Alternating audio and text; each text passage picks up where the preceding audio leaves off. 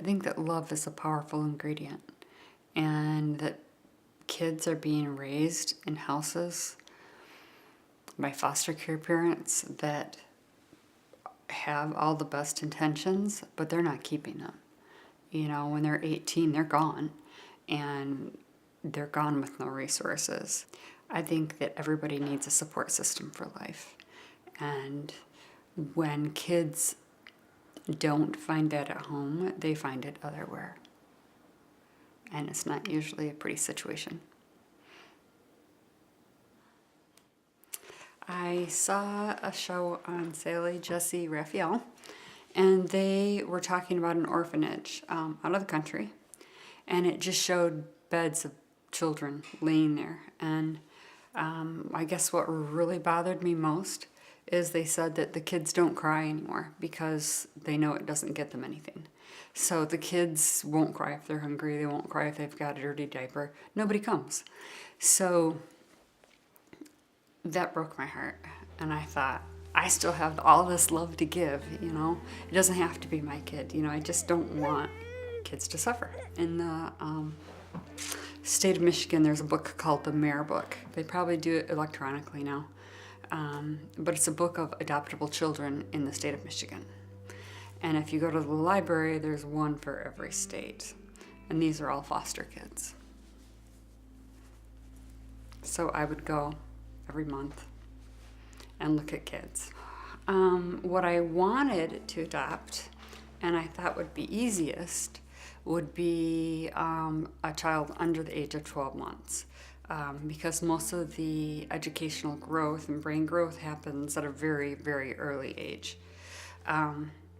People do foster care regularly, and those are the people who get the younger children. And so we tried. We had a home study. It took 6 months. We tried, and all of the young children just weren't available to us. So they told us to try to find maybe a larger group that would be more functional. So we started looking, and I found a group of 4 children all on one page, and they had been separated because nobody would take 4, and that broke my heart. So I contacted our local person, and we started the process.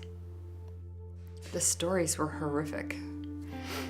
The stories behind them were really sad.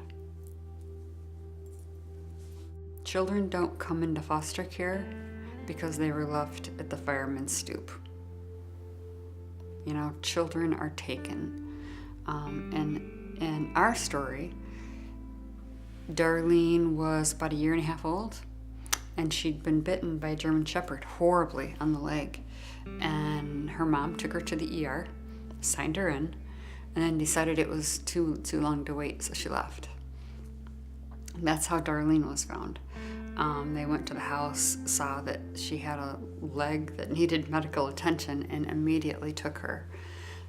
When they got to the home, they found one mattress, a bunch of roaches, no electricity, and everybody laying on one mattress.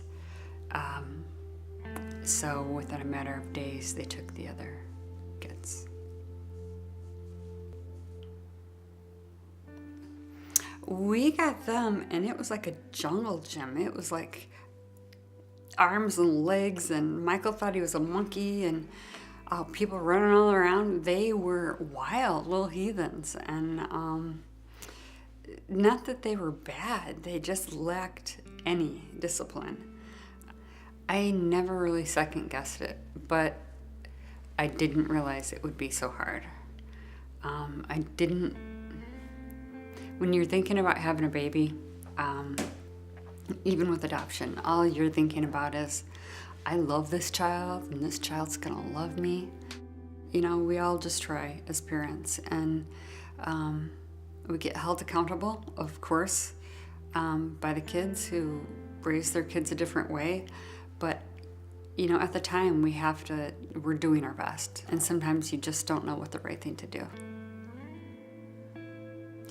I think that people with mental illness, I think the drugs that I didn't give them, but the doctor prescribed them, they hated me for that.